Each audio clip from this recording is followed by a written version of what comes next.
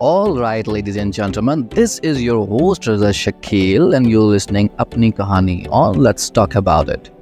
कैसे हैं आप लोग? ठीक ठाक हैं? आई होप कि जो लोग मुझे इस वक्त सुन रहे हैं, अगर आप मुझे अपनी गाड़ियों में सुन रहे हैं, अगर कहीं जाते हुए सुन रहे हैं और अगर आप मुझे अपने हेडसेट्स पे सुन रहे हैं, अगर आप काम करते हुए सुन रहे हैं, आप सबको मेरा बहुत बहुत सलाम और आप सबके लिए बहुत सारी दुआएं। उम्मीद करता हूँ कि आप लोग सब खैरियत से होंगे और अपनी अपनी ज़िंदगी में बहुत अच्छा कर रहे होंगे। और कभी कभी ना मेरा दिल चाहता है जब मैं अपना शो इस तरह से शुरू करूँ ना, यूट्यूब पे जब मैं अपना शो शुरू करूँ तो यहाँ पे ना एक बैरियर ना हो। वो जो एक बैरियर है ना यहाँ पे अबाउट द कॉपीराइट, तो पीछे वो गाने भी हों जो मैं सुनते हुए और मेरा दिल चाहता है कि मैं उनको सुनते हुए आपके साथ बात करूं और पीछे वो बैकग्राउंड में चल रहे हों, हल्का सा अच्छा सा म्यूज़िक हो और पाकिस्तानी हो, इंडियन हो, व्हाटएवर, वो पीछे चल रहा हो। जैसे आज मुझे ना एक बड़ा अच्छा गाना याद आ रहा था और इट्स वेरी ओल्ड सॉन्ग।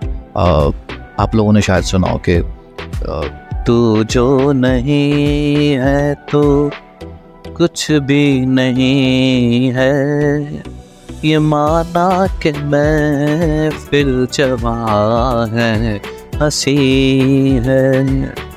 आज मुझे ये गाना बड़ा याद आ रहा था। सो मेरे पास बहुत सारे सवाल आते हैं और उन सवालों में से कुछ एक सवाल ऐसे भी होते हैं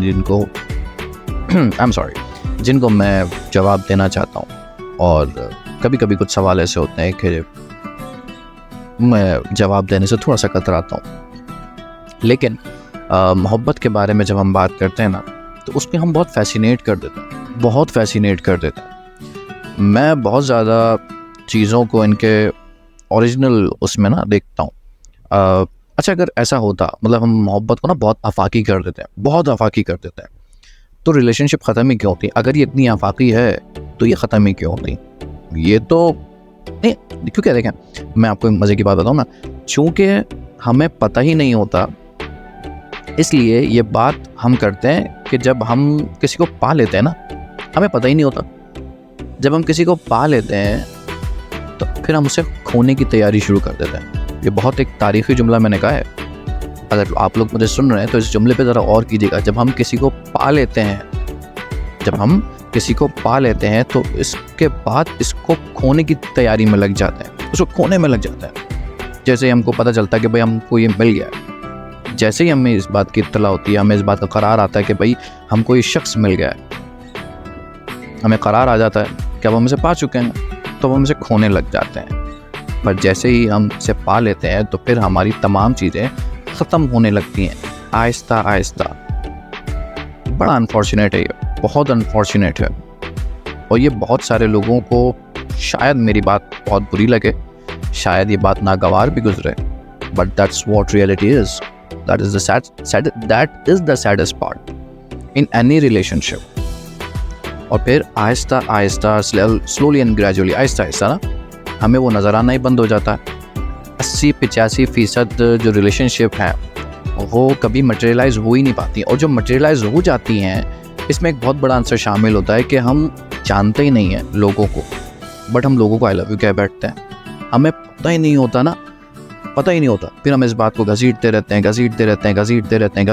और फिर एक मकाम ऐसा आता है जहाँ हमें पता चलता है कि दैट हमने जो कहा था वो शायद हमारे लिए ठीक नहीं था, हम शायद वो मीन ही नहीं करते थे, बट फिर हम उसको चलाते रहते हैं।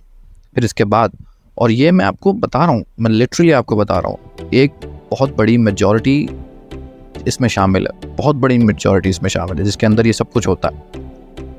लिटरली ऐसा होता है। आपको शायद ऐसा लगेगा मैं पता नहीं कौन सी बातें कर रहा हूँ, मैं क्यों कह रहा हूँ ये सब, चूँकि हमने कभी अपने आप को डिस्कवर ही नहीं किया होता, हम खुद को जान ही नहीं पाते, समझ ही नहीं पाते, तो हम ये कैसे दावा कर सकते हैं कि हम दूसरों को समझ लेंगे? नहीं कर सकते ना। जब हम खुद को नहीं जानते, जब हम खुद को ही डिस्कवर नहीं करते, तो मैं ये कैसे कह सकता हूँ कि मैं किसी और को जानता हूँ? मैं कैसे दावा कर सकता हूँ? So first you have to understand yourself. तो हमारे यहाँ ये तो होता ही नहीं है, और हमने ना डिस्कवरी को बिल्कुल ख़त्म कर दिया है। हम रोक चुके हैं, हमने एक स्टॉप लगा दिया है। हम खुद को डिस्कवर नहीं कर पाते, इसलिए सहारों की तलाश में रहते हैं कि इसका सहारा मिल जाएगा, उसका सहारा मिल जाएगा।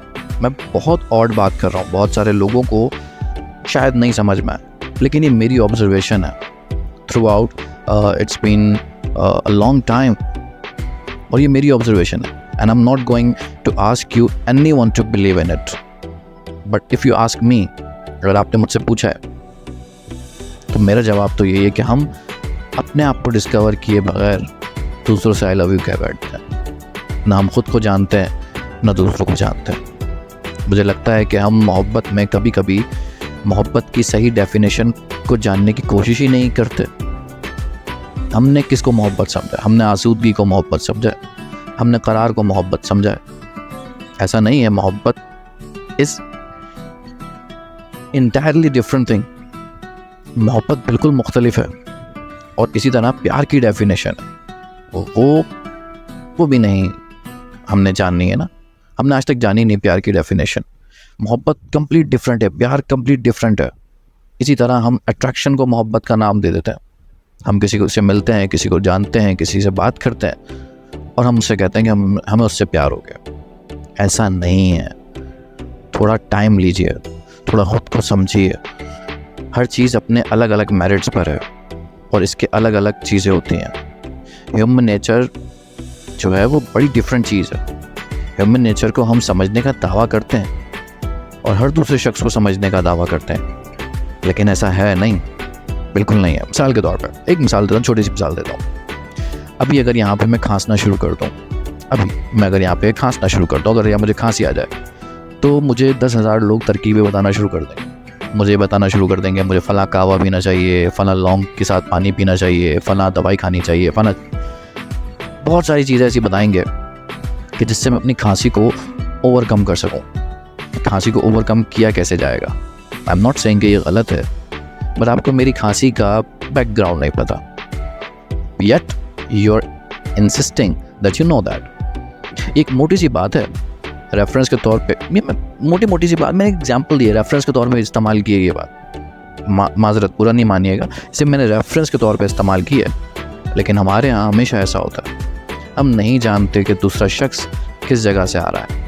इसने एक सर्टेन लाइफ गुजारी है, और हम इसके साथ ज़िंदगी गुजारने की ठान लेते हैं। अच्छा, जब हम ठान लेते हैं ना, तो होता क्या है, हम गुजारा करना शुरू कर देते हैं, और चंद महीनों बाद, कुछ टाइम बाद, कुछ अरसे के बाद हमें ये पता चलता है, अच्छा ये तो बड़ा डिफरेंट शख्स है, ये तो बड़ा डिफरेंट आदमी है, ये तो बड़ी डिफरेंट औरत है। अब क्या करें? अच्छा, हमने वादे भी तो कर लिए होते बड़े बड़े, हम बड़े बड़े वादे करते हैं, मिलते हैं किसी से, और जब मिलते हैं तो बहुत कुछ बोल देते हैं। नहीं बोलना चाहिए, लिटरली नहीं बोलना चाहिए यार। सिर्फ वो बोलो जो मीन करते हो। जिसे तुमसे मोहब्बत करनी होगी ना, वो तुम्हारी सादी बातों से भी मोहब्बत कर लेगा, और जिसे तुमसे मोहब्बत नहीं करनी होगी, वो तुम्हारे 1000 वादों के बाद, बड़े बड़े वादों के बाद भी तुम्हें छोड़ के चला जाएगा। जिसे तुमसे प्यार करना होगा, वो तुम्हारे साथ एक साइकिल पे भी सवारी कर लेगा और खुश रह लेगा, और जिसे तुम्हें छोड़ के जाना होगा, वो तुम्हारी गाड़ी से भी उतर के चला जाएगा। Try to understand what love is.